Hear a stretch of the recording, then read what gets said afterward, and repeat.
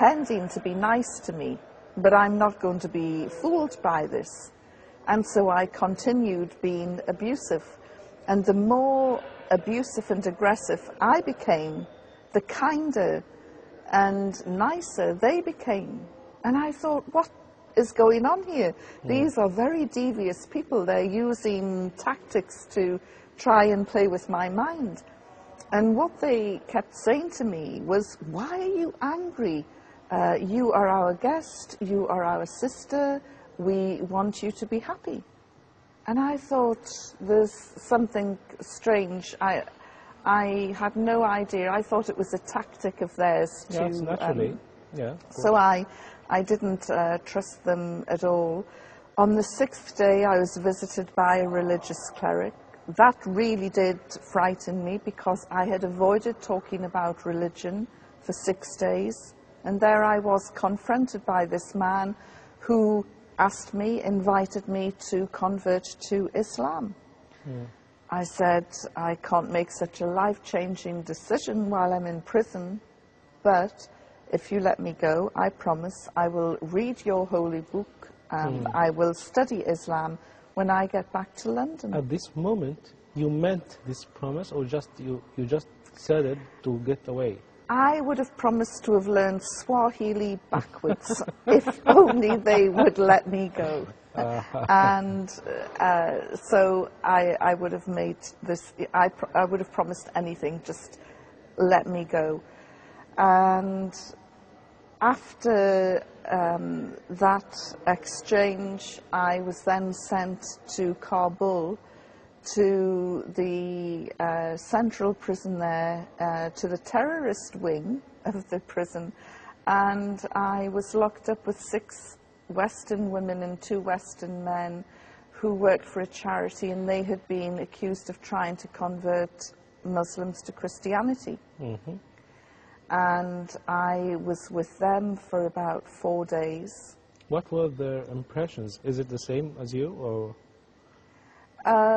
Well, they were horrified at my attitude, because I was still on hunger strike.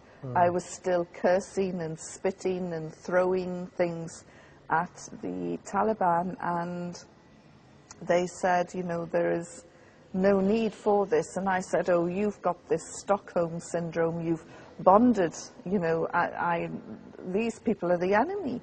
You know, you do what you want to do, but let me handle this my way. I am determined to get out, whether it's in a... I would like to define the people in Arab what the meaning of Stockholm syndrome. Stockholm syndrome هي عبارة عن أعراض تسمى أعراض ستوكهولم، بتعني تعلق المخطوف بخاطفه. إن المخطوف مع فترة من الوقت بيبدأ يتعلق بالإنسان اللي خطفه، لأنه بيعتقد إن هو في إيديه حريته، في إيديه القوة، في إيديه كل شيء، فبيحس بإحساس الطفل الضعيف تجاه الأكبر. ودي كانت أول ما بدأت في ستوكهولم، عشان كده سموها ستوكهولم syndrome.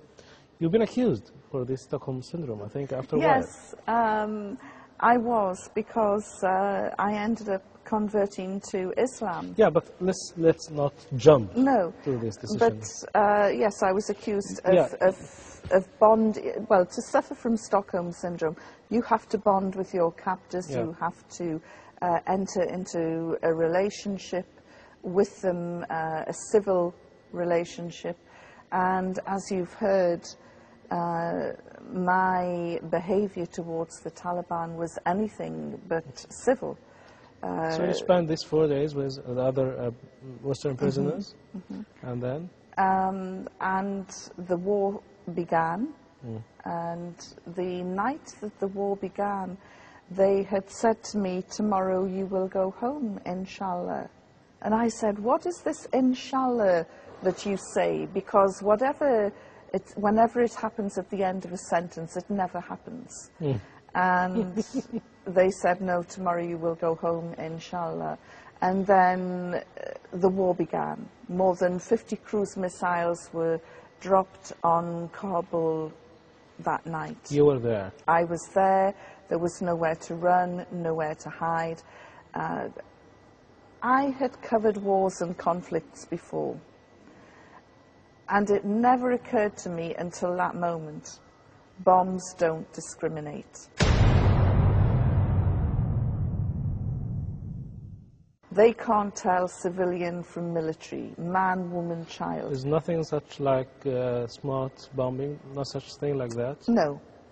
And the terror that I felt that night mixed with I really thought that I will die and I'm going to be blown up by Britain and America. Finally. And, you know, the irony of it. Yeah. And I also thought there is no way that the Taliban will release me now.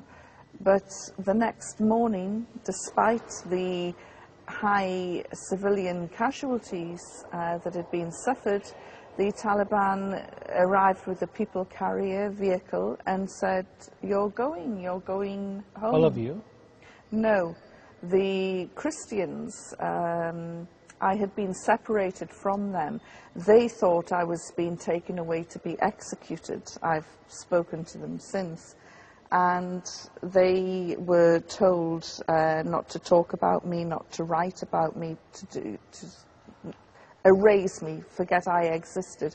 And so they thought that I was being executed. I thought, actually, although they said they were taking me home, I thought, no, that they are going to kill me. Mm-hmm. And I was in fear of my life right up until the point where the Taliban diplomat turned round at Torkham and said, you can go, you're free to go. And I remember stepping out of the van backwards because I wanted to keep my eyes on them.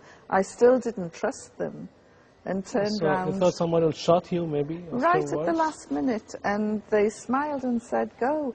And I started to walk towards the waiting Pakistan media, and one of them shouted, how are you? And I said, I'm fine. And they said, how did the Taliban treat you? And I thought about it in those few seconds. I walked towards the media, and I said, they treated me with courtesy and respect.